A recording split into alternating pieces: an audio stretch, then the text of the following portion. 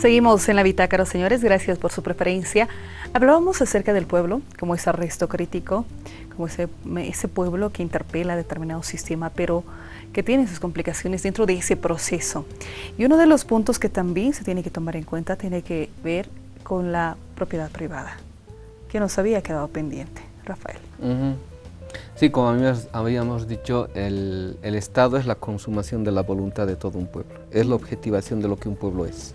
Entonces, cuando un pueblo decide ser sujeto, actuar como pueblo en tanto que pueblo, es su voluntad la que produce todas las determinaciones que realizan lo que quiere un pueblo.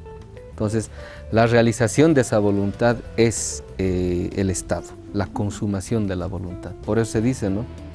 El Estado es la eticidad consumada de un pueblo. Lo que un pueblo en última instancia es lo que el Estado realiza, ¿no? Entonces, el asunto es el siguiente para entender en qué consiste el Estado moderno, el Estado colonial, el Estado señorial que hemos padecido.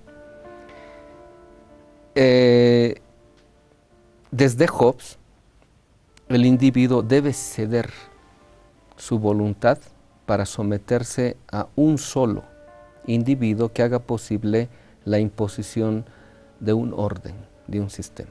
A eso le llama Hobbes el Leviatán. Entonces, el pueblo ahí deja de ser pueblo porque cede toda su voluntad al monarca, al rey, y se somete de modo voluntario. Entonces, la idea que de democracia, que de política tiene el mundo moderno es profundamente de dominación, porque básicamente la cesión entera de voluntad.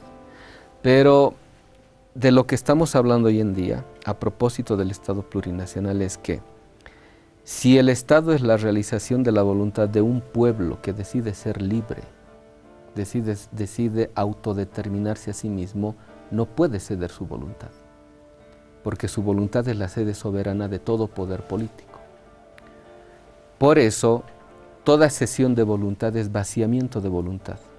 Cuando el pueblo cede esa voluntad, se vacía de su propia voluntad y cree que el que ha recibido esa cesión de voluntad es el que tiene el poder. Y ahí empieza el fetichismo de la política. Creer que el poder lo tiene un gobierno, un Estado, un parlamento, etcétera, etcétera, ¿no? Pero, a ver, si nos acordamos la carta de los Corintios, cuando dice, Dios escogió a los débiles para vencer a los fuertes, ¿no? A los tontos para vencer a los sabios. Quiere decir que la fuerza está en lo débil. Pero decir que la fuerza está en lo débil quiere decir que lo débil, tomado uno por uno, es débil. Pero cuando se unen, ¿no? Entonces es lo que produce, la fuerza, es lo que decían las canciones de protesta, ¿no? La unión hace la fuerza. Pueblo unido jamás será vencido. Entonces, ¿cómo entiende el mundo moderno la libertad? Es la voluntad que se impone sobre algo. Entonces Hegel, por ejemplo, en sus cursos de filosofía del derecho ya lo manifiesta de modo concreto, cuando dice, la voluntad para realizarse, para ser libre, necesita depositar esa voluntad sobre algo, es decir, hacerse propietario. Así nace el individuo moderno. Entonces podríamos decir, el Estado moderno representa a los propietarios. Pero ¿cómo aparecen estos propietarios? Privados, que tienen propiedad privada, aparecen como quienes han despojado a los demás de lo que era común. Entonces, ¿cómo se define la propiedad privada? Y en esto también hay que esclarecer el concepto. Propiedad privada no es propiedad personal. Todos tenemos algo, pero no todo lo que tenemos es fruto del robo de la propiedad que era común de todos. La propiedad privada aparece, y para eso vale estudiar historia de la economía, cuando las aristocracias o la nobleza en Inglaterra, el primer país capitalista, legalmente usurpan y despojan de la tierra a los campesinos para que ya no tengan ningún modo de sobrevivencia y puedan venderse a cualquier precio. Ahí nace el primer proletariado mundial. Es decir, despojan de lo que era común y ciertos individuos se apropian de modo privado de aquello que era común. Ahí nace la propiedad privada, el concepto de propiedad privada. Shakespeare, por ejemplo, en El mercader de Venecia, tiene una frase excepcional. Shylock, en El mercader de Venecia, dice, You take my life when you do take the means wherever I live, que quería decir, tomas mi vida, me quitas mi vida cuando me quitas los medios de subsistencia que hacen posible mi vida. Ya estamos hablando de un origen de usurpación. Entonces la propiedad privada, sí. ¿cómo ha sido creado? Entonces eso sucede entre los siglos XII hasta el XVI, empieza a elaborarse a partir de lo que podríamos llamar esta inversión. A ver, una cosa que es curiosa, ¿no? En el Padre Nuestro que rezamos actualmente, la parte que dice perdona nuestras ofensas porque nosotros perdonamos a quienes nos ofenden, el original no era así. Y mucha gente recuerda, el original es perdona nuestras deudas porque nosotros perdonamos a nuestros deudores. O sea, la ofensa es una relación moral, pero la deuda es económico-política. Hoy en día, por ejemplo, sacrifican a millones de gentes y a pueblos enteros por el cumplimiento obligatorio y absoluto de la deuda. Es decir, en el tiempo del Cristo, él mismo interpela al legalismo judío de su época, cuando él recrimina que hay pagos de la deuda que son sacrificio puro de aquellos que no pueden pagar una deuda. Entonces, por eso en esa oración se dice, perdona nuestras deudas, porque así como nosotros perdonamos a nuestros deudores. ¿Quién es el que invierte esto? Es la teología medieval, a partir de Tomás de Aquino, pero sobre todo San Anselmo de Canterbury, que es los que invierten. ¿Por qué? Porque están haciendo una nueva aristocracia, una nueva clase económica, la burguesía, que necesita no solamente una nueva teología del trabajo, sino el modo como hacer aparecer como bueno el cumplimiento de las deudas, el cumplimiento del ahorro, de la usura, etc., ¿no? Entonces, tiene que haber una transformación moral dentro de los criterios de evaluación de lo que es bueno y de lo que es malo para que haga posible el capitalismo.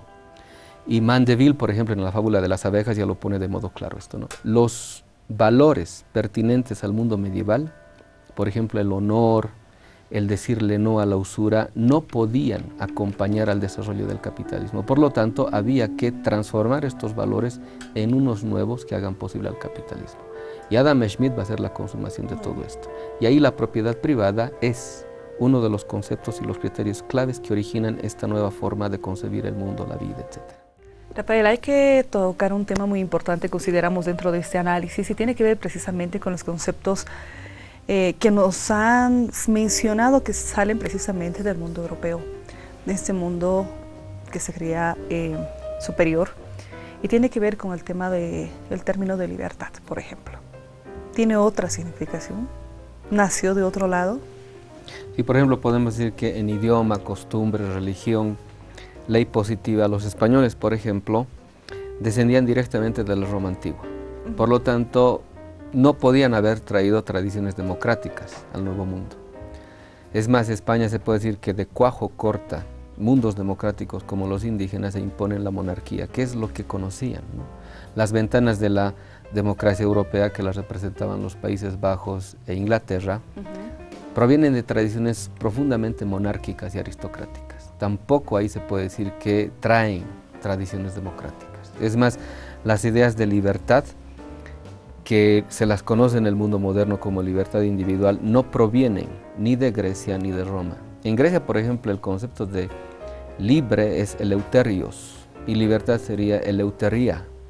Pero esto tiene que ver con la adecuación del individuo al nomos. El nomos es la ley que rige todo.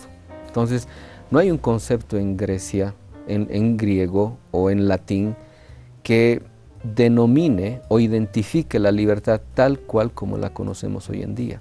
Se puede decir que las ideas de libertad que las conocemos en el mundo moderno provienen del impacto que les causa a los cronistas y a los entusiastas descriptores de la vida de los indígenas, como por ejemplo Louis Armand de l'Homme d'Arcy, el Baron de Laontagne. Él escribe relatos entre 1683 y 1694 describiendo la vida de los Mohawk, que formaron parte de la Liga Iroquesa.